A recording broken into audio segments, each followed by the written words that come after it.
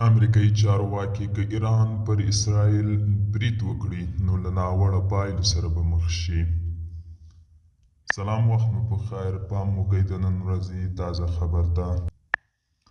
وال سټریټ جورنال د یو امریکایي چارواکي له قوله خبر ورکړی چې پر اسرائیلو به د ایران حمله یا سیمه کې وضعیت نور هم ترینګلی کړي.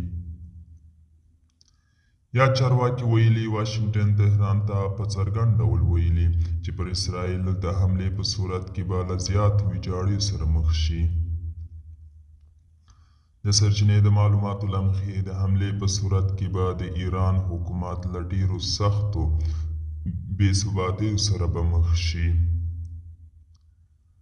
ایران کې د هونیا د ترورو یا وژنې نږدې 10 ورځې تیریږي، خو لا هم ایران پر اسرائیلو کوم برید نه دی کړی.